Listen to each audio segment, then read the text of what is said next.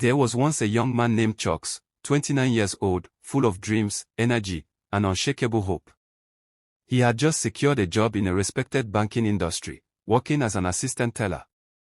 For a young man from a humble background, this was more than a job, it was proof that God had remembered him. His father was a farmer.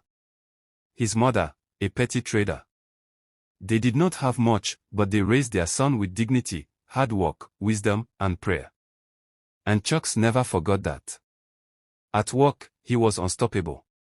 He arrived early, closed late, took extra shifts, volunteered for difficult tasks. Slowly, he gained the trust of everyone in the organization. Every department knew his name. Young and old respected him. He was loved, admired, celebrated. And even the new community he lived in held him in high esteem. But back home, life was different. Chucks came from a place where fetish practices and witchcraft were glorified.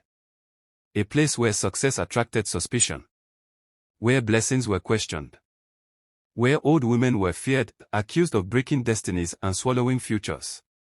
Still, Chucks refused to live in fear. He held on to faith. He held on to his dreams.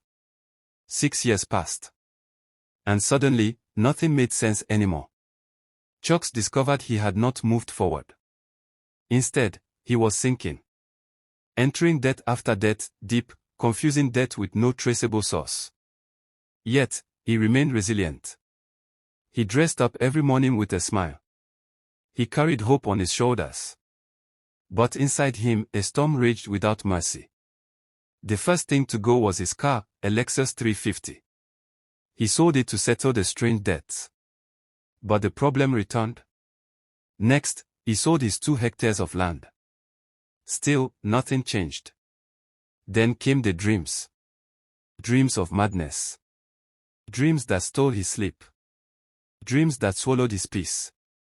One morning, while heading to work, a speeding vehicle ran into him. He was left unconscious by the roadside. Travelers found him. Rushed him to the hospital.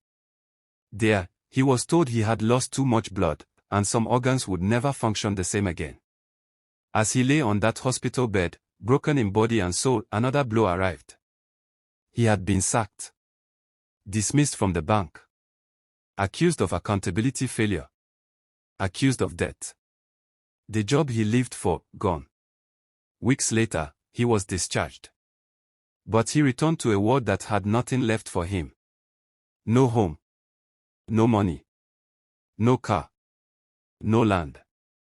No job. No stability. That night, he begged by the roadside just to eat. And in the morning, with a heart full of shame, he decided to return home. Everything he now owned fit into one small bag. On his way, he met a seer. The man looked into his face and said, "You are suffering for the sins of your spirit." Broken, Chucks asked, "What must I do?" But the answer brought no hope, no light. When he finally arrived home, he was not the same man who left years ago. He was shattered, physically, mentally, spiritually. Dark thoughts swallowed him. Thoughts of failure. Thoughts of shame. Thoughts of ending his life. And in a moment of silent despair, with no one beside him, Chucks took his own life. The next morning, a letter arrived. A new job appointment. From a company in Lagos. A new beginning. A fresh chance. Hope, returning too late. But Chucks was gone. His parents held the letter in their hands, their grief shaking the earth beneath them.